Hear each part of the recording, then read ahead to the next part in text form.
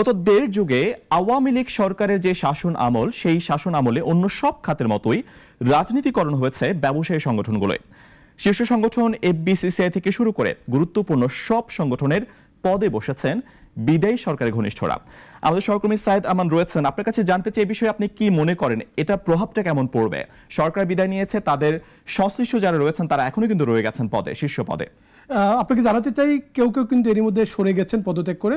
আপনি যেটি বললেন যে একক কর্তৃত্ববাদের, আমরা যেটি দেখেছি একক কর্তৃত্ববাদের শাসন ব্যবস্থা ক্ষমতাচ্যুত আওয়ামী লীগের সময় 16 বছরে অন্য প্রতিষ্ঠানগুলো যেভাবে রাজনীতিকরণ হয়েছে, ঠিক একই প্রক্রিয়ায় কিন্তু ব্যবসায়ী সংগঠনগুলো, বাণিজ্যিক সংগঠনগুলোতেও তার ছায়া আমরা দেখেছি। এফবিসিসিআই থেকে শুরু করে বড় যে ব্যবসায়ী সংগঠন যেগুলো, বিজিএমই বলেন, বিটিএমই বলেন, বিকেএমই বলেন, ব্যাংকার্স মালিকদের যে সংগঠন ব্যাব, সবগুলোতেই কিন্তু আমরা দেখেছি যারা সরকারের সমর্থক তারাই কিন্তু আসলে নেতৃত্ব দিয়েছে।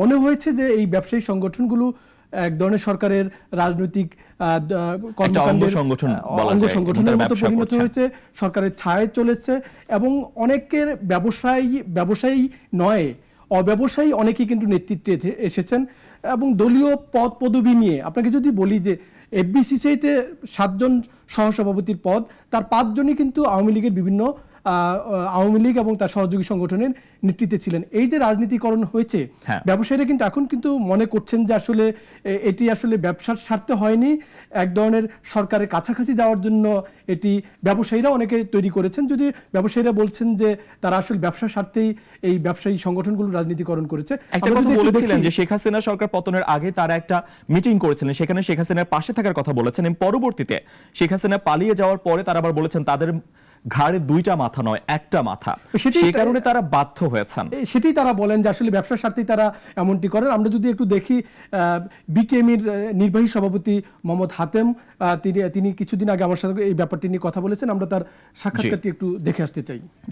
সরকারের সাথে লিয়াজো করে যেহেতু আমার ব্যবসা বাণিজ্য করতে হবে, ব্যবসার পলিসিগুলি মেক করতে হবে, সেই ক্ষেত্রে মানে ব্যবসা বাণিজ্য সংগঠনগুলির শীর্ষ পদে যদি সরকারের সাথে কাছাকাছি কোনো ব্যক্তিকে আমরা রাখতে পারি, তাহলে আমাদের ধারণা যে আমরা সরকারের কাছ থেকে একটা পলিসিগত সাপোর্ট ভালোভাবে নিতে পারবো এবং বিগত দিনে তাই কিন্তু হয়েছে। যার কারণে ব্যবসায়ী সংগঠনের শীর্ষ পদগুলিতে সাধারণত ওই ধরনের ব্যক্তিদেরকেই চুজ করা হয়েছে।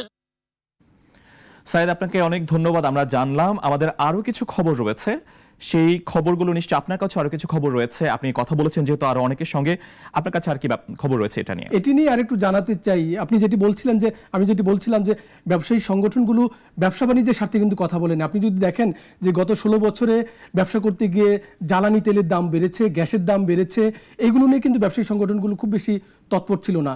তারা কিভাবে সরকারকে তেল দিয়ে তালি দিয়ে সরকারকে কিভাবে সমর্থন করা যায়, তারা সেই প্রক্রিয়াটি সবসময় করেছে। আপনি যদি সমালোচনার জায়গায় দেখেন, আমি এই নিয়ে টিআইবির যে নির্বাহী পরিচালক ডক্টর ইফতেখারুজ্জামানের সাথে কথা বলেছি, তার একটি বিশ্লেষণ আমরা একটু দর্শকদের দেখাতে চাই। হ্যাঁ, নিশ্চয়ই।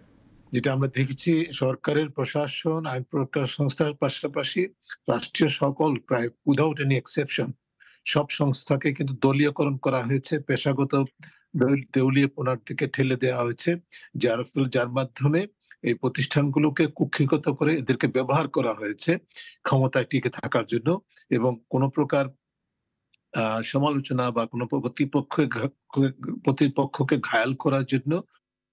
250টিরও বেশি ডিজাইন অপশন নিয়ে ওয়ালটন স্মার্ট ফ্রিজ, বোঝে আপনার প্রয়োজন।